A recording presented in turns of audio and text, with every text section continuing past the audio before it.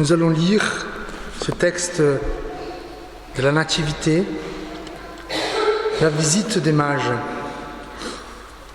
pour la méditation de ce matin. Jésus était né à Bethléem, en Judée, sous le règne du roi Hérode. Or, des mages venant de l'Orient arrivèrent à Jérusalem. Ils demandaient « Où est le roi des Juifs qui vient de naître ? Nous avons vu se lever son étoile et nous sommes venus lui rendre hommage. » Quand le roi Hérode apprit la nouvelle, il en fut profondément troublé et tout Jérusalem avec lui. Il convoqua tous les chefs, prêtres et les spécialistes de la loi qui comptaient son peuple. Et il leur demanda où devait naître le Messie. À Bethléem, en Judée, lui répondirent-ils, car voici ce que le prophète a écrit. Et toi, Bethléem, village de Judée, tu n'es certes pas le plus insignifiant des chefs-lieux de Juda, car c'est de toi que sortira le chef qui, comme un berger, conduira Israël, mon peuple. Là-dessus, Hérode fit appeler secrètement les mages et se fit préciser à quel moment l'étoile leur était apparue. Puis, il les envoya à Bethléem en disant « Allez là-bas et renseignez-vous avec précision sur cet enfant. Puis, quand vous l'aurez trouvé, venez me le faire savoir pour que j'aille moi aussi lui rendre hommage. » Quand les rats leur eut donné ces instructions, les mages se mirent en route. Et voici, l'étoile qu'ils avaient vue se lever les précédait. Elle parvint au-dessus de l'endroit où se trouvait le petit enfant. Et là, elle s'arrêta. En voyant l'étoile, les mages furent remplis de joie. Ils entrèrent dans la maison, virent l'enfant avec Marie, sa mère, et tombant à genoux, ils lui rendirent hommage. Puis, ils ouvrirent leur coffre et lui offrirent un cadeau de l'or, de l'encens et de la myrrhe. Cependant, Dieu les a avertis par un rêve de ne pas retourner auprès d'Hérode. Ils regardaient donc leur pays. Ils regagnèrent donc leur pays par un autre chemin. Et ça continue.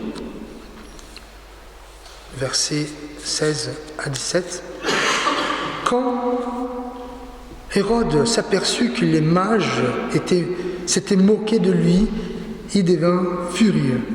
Il donna l'ordre de tuer à Bethléem et dans les environs tous les garçons en dessous de 2 ans, conformément aux précisions que lui avaient données les mages sur l'époque où l'étoile était apparue. Ainsi s'accomplit la parole transmise par Jérémie le prophète. On entend à Rama une voix qui gémit et d'abondants sanglots amers. Rachel pleure ses fils. Elle ne veut pas se laisser consoler, car ses fils ne sont plus. Amen. Je vous invite à la prière. Seigneur, bénis-nous par ce texte. Bénis-nous par ton message, afin que nous soyons d'ici ce matin avec la foi, avec l'espérance et l'amour. Amen. Bon, nous sommes ici ce matin. Je pense que vous avez bien célébré hier soir. Peut-être que vous avez bien mangé. Peut-être que vous êtes allé dormir un peu plus tard que d'habitude. Super. Mais vous êtes ici ce matin quand même pour un culte, pour célébrer Noël, la naissance de Christ. J'imagine que Noël est important pour vous, n'est-ce pas? Sinon, vous allez rester chez vous au chaud. Mais quelle est l'importance de Noël finalement? Pourquoi Noël est si important qu'on célèbre toutes les années? Et peut-être c'est le seul moment où vous venez à l'église, peut-être, mais c'est important. Mais quelle est la vraie importance? Selon le récit biblique, selon la Bible, Noël est important. Dans un niveau cosmique, ça veut dire pour la création, pour le monde. Il a une importance pour l'humanité, une importance au niveau personnel pour vous, pour moi. En fait, Dieu a créé le monde comme il a voulu. Il a créé les ciels, les cieux, il a créé la mer, il a tout fait. Il a créé l'homme et la femme. Mais le péché est entré dans le monde. Et donc la création, elle va mal à cause du péché. Mais Dieu a décidé de venir habiter dans sa création. Il n'a pas laissé sa création pour pourrir. Et parfois, nous faisons ça. Moi, j'ai une moto là, 125, elle s'est cassée. Moi, je la laisse au garage. Je ne la touche plus. Alors, ça va, elle ne peut pas se récupérer. Donc, un jour que je voudrais une autre moto, je vais m'en acheter une autre. Mais celle-là, c'est pourri. Et Dieu, il pouvait bien regarder le monde et dire « Ah non, c'est bon, les humains, ça ne marche pas. Les animaux, ça ne marche pas. Je vais laisser le monde aller. » Non, il a décidé d'habiter dans ce monde. Imaginez une maison qui est délabrée, une maison qui est en train de tomber, et quelqu'un décide d'y habiter pour sauver cette maison et tous ceux qui habitent là-dedans. Et quand Dieu décide de venir comme un petit enfant tout fragile, qui dépend d'autres humains pour prendre soin de lui, c'était un risque si grand, mais il est venu. Il est venu pour l'humanité. Noël est important pour l'humanité. Pour quelle raison? Parce qu'en fait, depuis la première civilisation, depuis les hommes préhistoriques, on a cherché Dieu. On a tâtonné pour trouver Dieu. On a essayé de trouver comment nous pouvons faire plaisir à ce Dieu, à cet être suprême de l'univers. On ne sait pas son nom, peut-être qu'on va le dire, bon, il est le Dieu de la mer, il est le Dieu du soleil, il est le Dieu du Nil, il est le Dieu des animaux, on ne sait pas. On cherche. On a même fait des sacrifices d'humains pour essayer de plaire à Dieu. Mais cette quête, elle se révèle en Jésus-Christ quand il vient. Donc maintenant, l'humanité qui cherche l'intelligence, cherche la sagesse, cherche Dieu. Il y a l'auteur d'Ecclésiaste qui a dit « Dieu a mis l'éternité dans notre cœur ». Donc, moi, selon ma perception chrétienne, nous cherchons Dieu partout. Et si on ne le trouve pas, on va faire d'autres choses, notre Dieu. Et donc Jésus, il vient. Il est la sagesse, il est la vérité, il est la lumière du monde. Imaginez un intellectuel qui est en train de faire des recherches pour trouver un sens. Une question, pourquoi nous mourons? Si nous mourons, pourquoi nous naissons? Quel est le sens de la vie finalement? De naître, de mourir. Quel est le sens de la vie si on peut vivre 100 ans quand on meurt avec 12 ans, avec 10 ans? Et là, en Jésus-Christ, on trouve la réponse. Mais c'est la réponse aussi. Noël, c'est important pour nous, pour vous. Pourquoi? Parce que Dieu, il est un roi, tout-puissant, le roi de l'univers. Mais il est aussi notre frère. Il nous appelle d'amis. Il vient dans notre vie humble, dans un lieu, comme nous avons chanté, misérable, pour nous sauver. Si vous comprenez cela, dans le christianisme, dans la Bible, le Dieu qui a tout créé. Si vous trouvez les Pyrénées jolies, l'artiste qui a dessiné les Pyrénées, c'est Dieu. Parfois nous avons des amis qui sont des vedettes. C'est pas mal. Par exemple, moi, je me rappelle toujours d'avoir connu un joueur de foot au Brésil. Ah, j'étais super content. J'étais avec lui. Il m'a offert du coca. Je buvais une coca avec lui. Il parlait avec moi. Je lui ai dit, pourquoi tu n'as pas marqué quand tu étais à mon équipe là-bas? C'est bien, c'est sympathique. Mais l'artiste, qui a créé les plus belles choses du monde, parle avec vous. Encore mieux, il est là, à l'attente de vous parler tous les jours. Il est venu pour diriger notre vie parce que nous sommes perdus, comme nous a dit Platon, nous sommes des esclaves par notre propre nature. Nous décidons ce qui ne sait pas bien, mais Jésus est venu pour nous conduire dans le chemin de lumière. Et donc Noël est important parce qu'il vient pour changer le monde, pour nous donner une nouvelle création, pour nous donner un autre sens pour notre vie. Noël, c'est pas simplement, et vous le savez, un temps pour les cadeaux, un temps pour parler du Père Noël. Désolé, là je vais vous dire une chose, j'ai à cœur là. On a peur, désolé aux enfants, je vais parler du Père Noël. On a à cœur de ne pas briser les rêves des enfants en disant le Père Noël n'existait pas. Désolé les parents, je ne sais pas si c'est le cas. Mais nous sommes prêts à mentir à nos enfants en leur disant le Père Noël existe, mais nous ne sommes pas prêts d'amener nos enfants à l'église pour montrer le vrai sens du Noël. Mais ça va pas, ça va pas. Et Noël change notre histoire. Alors, ce texte-là, il parle de ce que nous voyons un peu à la crèche. Je ne sais pas si vous arrivez à voir. Et il y a beaucoup de symbolisme là-dedans. Nous avons quelques personnages, nous avons Jésus, nous avons le roi du monde, Dieu qui est présent, nous avons une famille, l'importance de la famille, qui est au centre de cette nouvelle création. Et dans la Bible, la famille est toujours au début. Nous avons Adam et Ève au début de la création. Et nous avons Joseph et Marie au début de la nouvelle création. Nous avons les bergers qui parlent de l'humanité. Nous avons les rois mages qui parlent de la quête, de la vérité, de la lumière, de la sagesse, la philosophie. Et nous avons un autre personnage dont nous avons parlé, nous avons lu maintenant, c'est Hérode. Hérode, merci Seigneur, il n'est pas représenté à la crèche. Je ne pense pas que la crèche que vous avez chez vous, il y a un petit Hérode là, le roi méchant. Non, on le supprime. Par contre, il est dans ce récit de Noël. Nous avons les anges aussi, ouais. Alors qui est Hérode et pourquoi il est important dans l'histoire de Noël? On ne peut pas oublier l'histoire de Noël.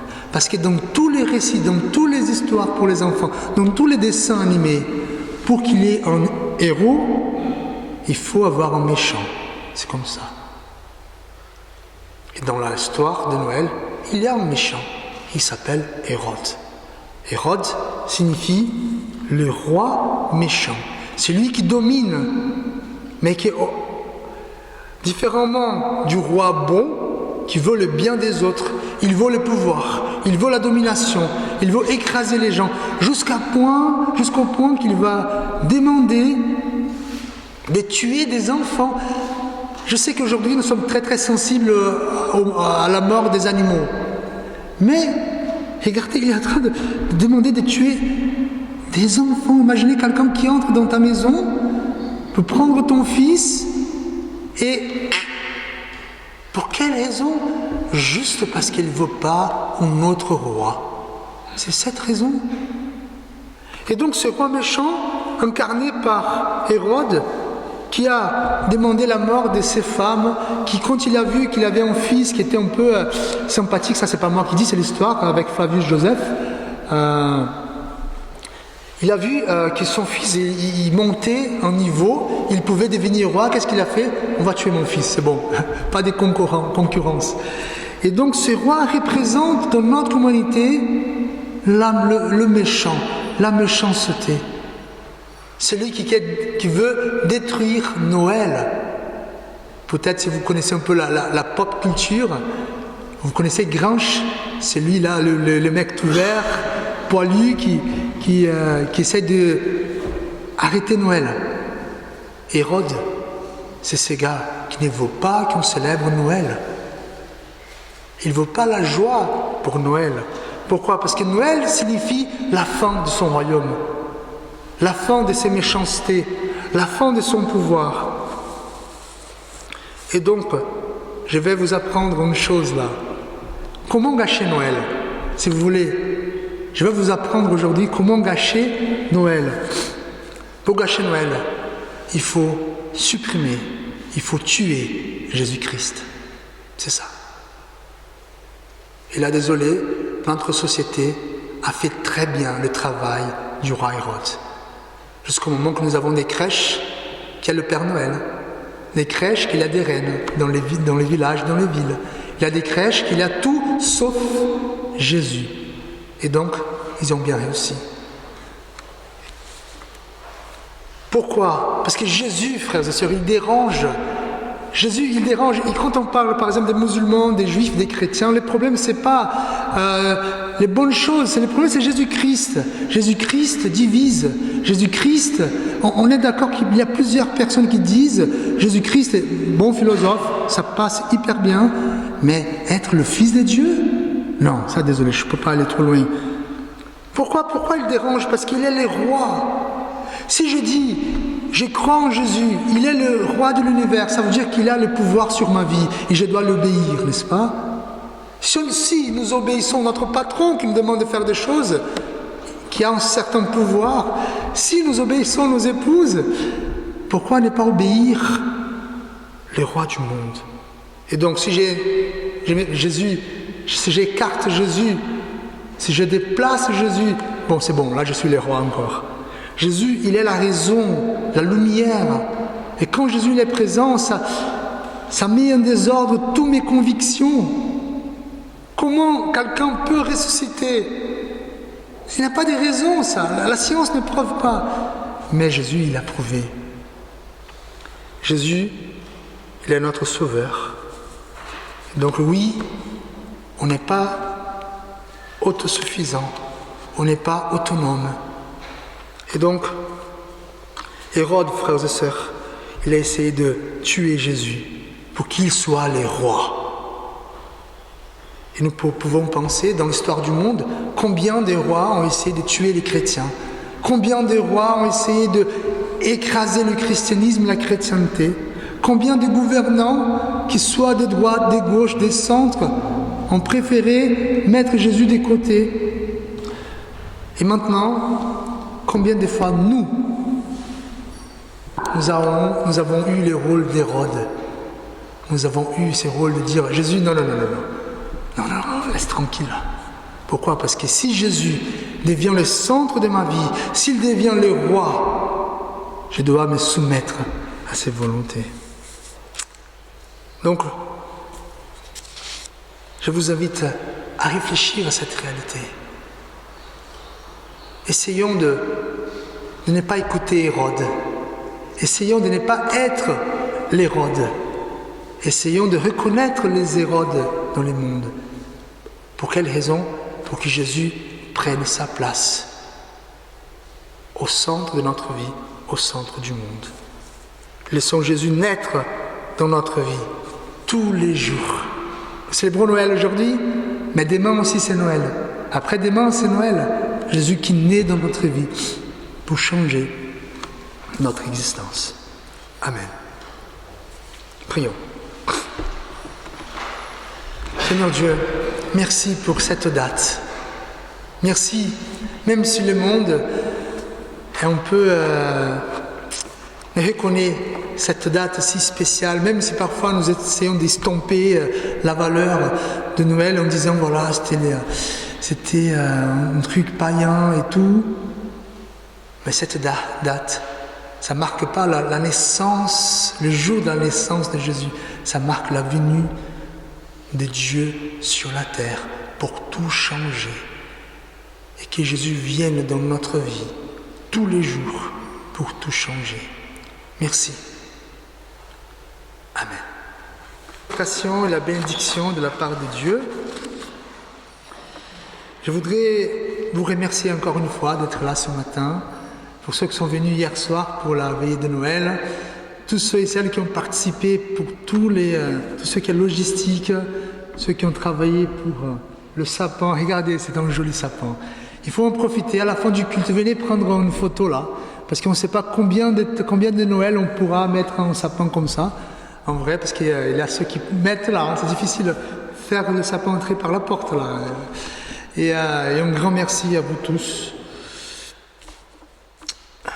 Et bon, dimanche matin à 11h, on va se réunir à la chapelle. Et ceux qui sont à Riobach, Est-ce qu'il y a d'autres annonces à faire? J'ai oublié? Non. Frères et sœurs, que la lumière du Christ se lève dans nos ténèbres, que notre nuit soit comme le plein jour. Que le Seigneur nous guide sans cesse et nous donne sa paix. Que l'amour de Dieu, notre Père, la grâce de Jésus-Christ, notre Seigneur et Sauveur, et la consolation du Saint-Esprit soient avec vous, avec tous les peuples de Dieu, aujourd'hui et à jamais. Amen.